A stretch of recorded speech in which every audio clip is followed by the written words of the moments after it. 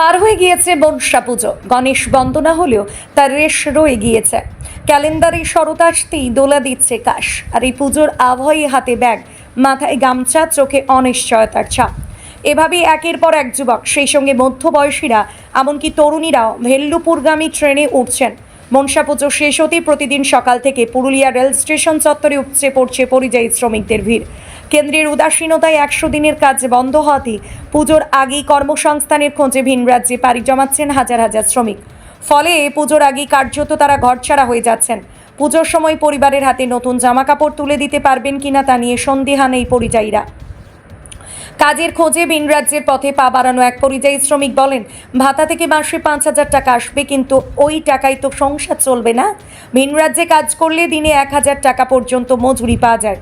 তাই পরিবারকে বাঁচাতেই যাত্রা ছাড়া আর কোনো পথ খোলা নেই।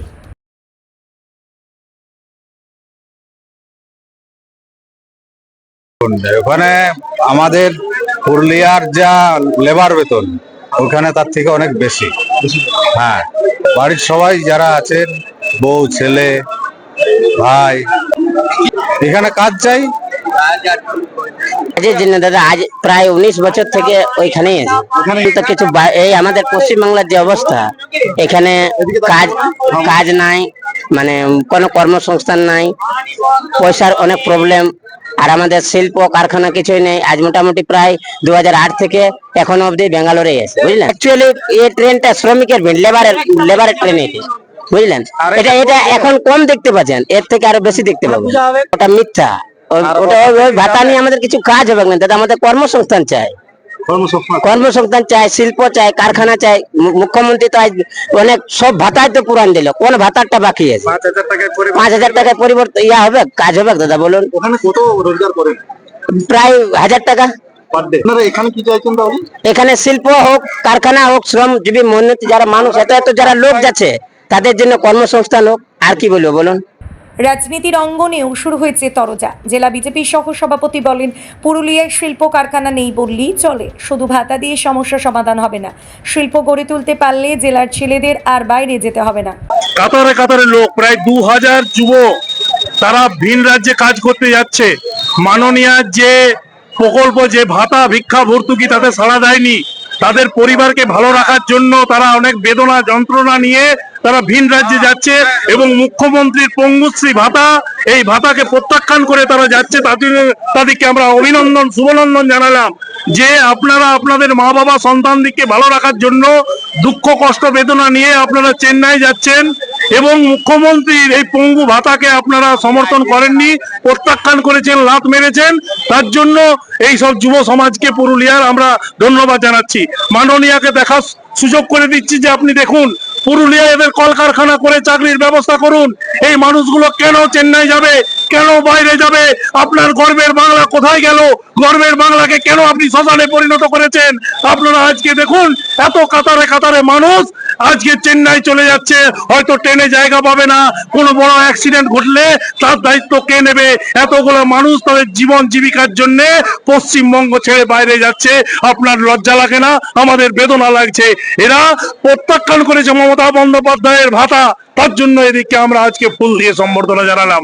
আমরা চাই এদের পুরুলিয়ার মধ্যে কাজের ব্যবস্থা করা হোক। প্রশাসন বলছে, পুরুলিয়ার অনেক মানুষ বহু বছর ধরেই বাইরের রাজ্যে কাজ করেন। মুখ্যমন্ত্রী মমতা বন্দ্যোপাধ্যায় সদিচ্ছা দেখিয়েছেন বলেই যারা জেলা থেকে কাজ করতে চান তাদের জন্য ভাতা চালু করা হয়েছে। পাশাপাশি পুরুলিয়াকে শিল্প তালুক হিসেবে গড়ে তোলার কাজ চলছে। ভবিষ্যতে এখানে আরও কর্মসংস্থানের সুযোগ তৈরি হবে। দেখুন, মাননীয় মুখ্যমন্ত্রী মমতা বন্দ্যোপাধ্যায় পশ্চিমবঙ্গের জনসাধারণের জন্য বিভিন্ন সময় বিভিন্ন কর্মসূচি, বিভিন্ন সময় বিভিন্ন পরিকল্পনা তিনি করে চলেছেন। সেটা গ্রাম বাংলার প্রত্যেকটা মানুষ সেটা সুযোগ সুবিধা পাচ্ছে।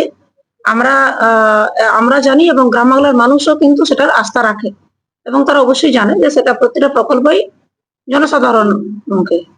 আজকে আমি প্রথমে ধন্যবাদ জানাবো মাননীয় মুখ্যমন্ত্রীকে। তিনি এই যে পরিযায়ী শ্রমিকদের জন্য যে একটা নতুন পরিকল্পনা তিনি করেছেন, শ্রমশ্রী প্রকল্প, তার জন্য। দেখুন, যেটা আপনি বলছেন, আমরা তো এই যে আমার পাড়া আমার সমাধান, সেখানে আমি যাচ্ছি, দেখছি বিভিন্ন জায়গাতে, বিভিন্ন যে আমাদের ক্যাম্পগুলোতে, সেখানে যারা পরিযায়ী শ্রমিক তারা এসে অ্যাপ্লিকেশন করছেন, তারা নাম নথিভুক্ত করছেন, যাতে আগামী দিনে তারা সুযোগ সুবিধা পায়। এবং এই যেটা আপনি বলছেন যে অনেকে আমরা দেখা যায়, আপনারা দেখতে পাচ্ছেন যে তারা যাচ্ছে। এক তো প্রথম কথা হচ্ছে যে পুরুলিয়া জেলার প্রত্যেকটা মানুষেরই মানে প্রচুর ট্যালেন্ট, প্রতিভা আছে। তারা হয়তো হতে পারে যে বিভিন্ন জায়গাতে সেরকম ডাক পাচ্ছে যেখানে তাদের প্রতিভাকে দেখার সুযোগ বিভিন্ন জায়গাতে হচ্ছে। আমার জেলাতেও হচ্ছে বা আমার রাজ্যেও হচ্ছে। তার মধ্যেও তারা সেই হয়তো সুযোগটা বা তাদের এই ধরার জন্য মানে সুযোগটা নেওয়ার জন্য হচ্ছে যাচ্ছেন। এবং এটা হতে পারে যে কিছু মানুষ যে খুব শর্ট পিরিয়ডে খুব কম সময়ে খুব বেশি আর্থিক উপার্জন করারও লক্ষ্য থাকে কারো কারো, সে লক্ষ্য হয়তো আমরা দেখতে পাচ্ছি যাচ্ছে। কিন্তু ক্যাম্পগুলোতে দেখছি যে বিভিন্ন যারা পরিযায়ী শ্রমিক আছেন তারা অবশ্যই তাদের রেজিস্ট্রেশন করছেন এবং মাননীয় মুখ্যমন্ত্রী যে প্রকল্প সেই সুযোগ সুবিধা নেওয়ার চেষ্টা করছেন। পুজোর আগে দক্ষিণ ভারত থেকে পশ্চিম ভারতের নানা প্রান্তে ছুটে যাওয়া এই শ্রমিকদের ভিড় পুরুলিয়ার দীর্ঘদিনের বাস্তবতার প্রতিচ্ছবি। পেটের দায়ে নিজের মাটি ছেড়ে যাওয়া এই মানুষগুলির চোখে একটি আশা, একদিন হয়তো নিজের মাটিতেই মিলবে টেকসই জীবিকার নিশ্চয়তা। পুরুলিয়া থেকে নিজস্ব প্রতিনিধি রিপোর্ট, পুরুলিয়া মিরর।